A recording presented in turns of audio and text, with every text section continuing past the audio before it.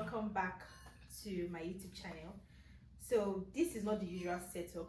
We're having something like a girls, what should I call it? Chit chat. Yeah, girls chit chat. I'm just going to be asking them some questions. But before then, please introduce yourself. Operator, senior. What else do they want to know about me? Nothing, just your name. Oh, in that case, I'm just Operator. Everything else I said before this. No, what's yours? Hello, I'm Adesua. So we're just going to have a brief discussion about life here in the US, and yeah, so I have some questions I listed down here to make things easy. So I'm just going to throw it out to both of you. Anyone of you could answer. Please you can answer me. yeah. We've been here for 20 months now. I know your perspective. Okay, so how long have you been here in the US? 10 years. May 2024. Yeah, going on 10 years. And for context, we're sisters. Yeah, sisters. So She is guess who the younger and who the That's older right. is. That's right. Yes. That's our favorite game. Yeah, you should guess. So coming to the US, what was a culture shock for you? It's like, where do we begin? Where to start? Right. With words, biscuits. Biscuit to them is bread. Yeah, What I discovered that when I tried KFC. They'll ask you for a biscuit. Like, why you give me biscuit with my chicken? It doesn't make sense. Yeah. What else? When you went to Cold Stone, you asked for serviettes, and they were like, "What's serviettes?" Or if you Yeah. ask for cutlery, they don't know what that is. It's just like little things like that, and it makes conversations weird because you'll say something, "Oh, they have cutlery," and they look at you like, Yeah. "What do you want?" Or you're like, where's the dustbin? Yeah, that's And they're like, what? they don't know what that is. The trash can. Oh. And the annoying thing is that they'll think your English is bad, but it's Right. their English that's bad. Oh, okay. So beyond words, So they would think your English is bad while Yes. Like it's just a different English. Yeah. How like we were aware that it was gonna be a different English in Yeah. America. We But- thought we were ready. I mean, you watch TV and you're like, oh yes, I can talk the way they talk. yeah. And so it's like no. how were you able to switch to the accent? Was it difficult? See, I don't even know when I switched. I really don't, because I remember people telling me I have an accent. I'm like, you also have an accent. We all have Yeah. accents. Your accent is just American. Mhm. But yeah, I really don't know when I switched. I think I went like Nigerian to British to American. I think British is actually the first language that everyone tries to form. Yeah. When it comes to the US. What about you? Was it hard? For me, when I came, I was really young, so just being around other people. By like the second year, I didn't really have a Nigerian accent. And every now and again, when I'm angry, someone makes me angry. It does come out like, "Hey, okay, what's wrong with you?" You know what I'm saying? But for the most part, in normal conversations, I have an American accent. But it's more difficult. Like my older siblings, like Ofre, or I have another brother. Like their accent is still they're more prominent because they lived in Nigeria for so long before coming here. I think everyone has already guessed who is older. Did you know before this moment? So okay, I have another question. Like you said, the accent part and all that.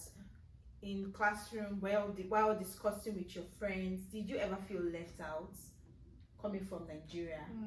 Yes. See, the church we went to, so it's Texas, so it's the South, and South people are so polite. Like when you first say it, they're like, "Huh? What did you say?" The second time you say it, they still didn't hear you. But at that point, they're just like, that's right. You just continue a conversation like that. They don't know what you said, but they're like, Yeah, okay. they just like nod. They're like, yes. And then there's just like a misunderstanding. They're like, oh, this is what you said. Like, no, I never said that. Yeah. I've never You said that explain before what in you my said, life. Oh, that's what you were trying to say. Yeah, so it's. So is that the only time you ever feel disconnected? Do you want to mention the part about school? Oh, I felt like my teacher didn't call on me because he didn't want to hear my accent, or like I don't know. It was like very early on. Like why would you, like my hand is raised, But she would ignore you. Yeah, well he. Okay, he would ignore you. Yeah, but like it's only for in the beginning because it's awkward for both parties, but it gets better. Yeah. So this segment is going to be divided into two, just to make it short. and this is going to be like my last question for this segment. So how are you able to balance life as someone in their 20s, you know, with work, with school, and having social life? And for those of you that don't know, here in the US, if you don't have work, you cannot survive. Because even at the age of I think 13, 14, right? No, 15, 16, they already get jobs. Yeah. And it's that they won't even the ones that pay their tuition and all that. So how were you able to survive? I mean, you're still in 20s. How were you able to survive?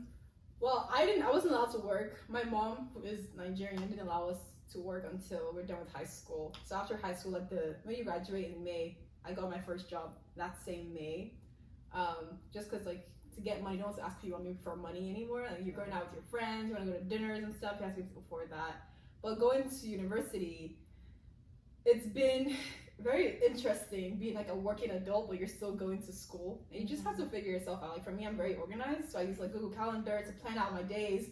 I spend this many hours working. I help teach a class. That's my job. I help teach biology.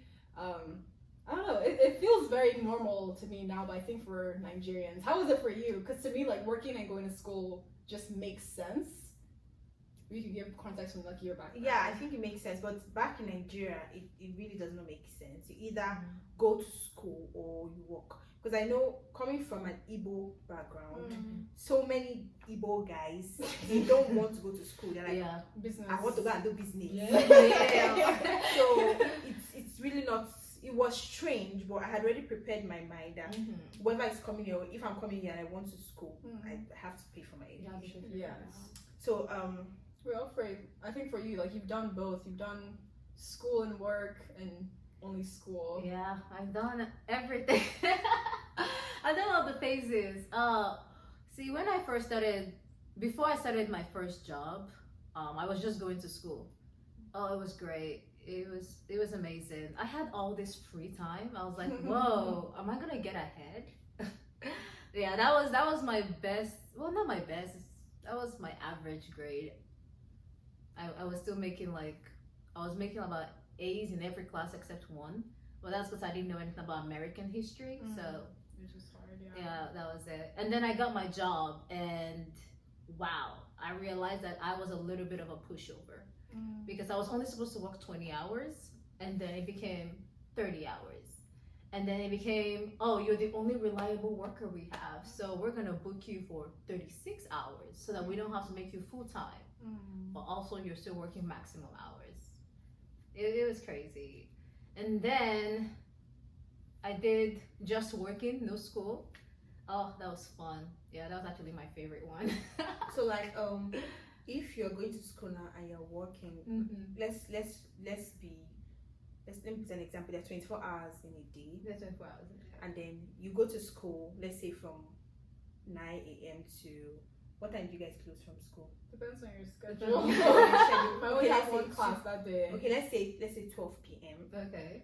You have social lives, I assume. Maybe you're not in school. Yes, but like you have friends, you have around friends. Yeah. So like, how are you able to balance that if you have to work? How do you balance it? I'm not gonna lie, the third phase when I was doing work in school, but it was, so what was happening was that my schedule was this: 8 a.m. I go to work. After 8 a.m., 3 p.m. I'm off from work. I immediately go to school. My school was, I think I had class at like 3:30. Then from 3:30, I think class ended at like 5 for me. And then from 5 o'clock, I was like, okay, I need a social life. So I started taking a dance class. Yeah, yeah, because I was like, I need something, because it was just like go to school, finish school, do assignments, after assignments, sleep, wake up, go to work, after work, school. So to break it up, you have to do something. You have to just do something. You have to squeeze that time, because even in Nigeria too, you're going to be overwhelmed. Exactly. For those in Lagos, by the time you spend hours in traffic, I can testify to that. So your social life will be gone. Yeah. Do you have anything to add? This is back to my sister. I think yours is just so much more difficult. If anyone is studying engineering, honestly, I would recommend not even working. See, work for your teacher is what I would recommend, because that's what I'm doing. Yeah, that's what I started doing that's last the second semester. phase, but we are just entering the second phase now. So guys, this is the end of the first phase. That's Thank you guys for watching. Don't forget to like, share, and subscribe.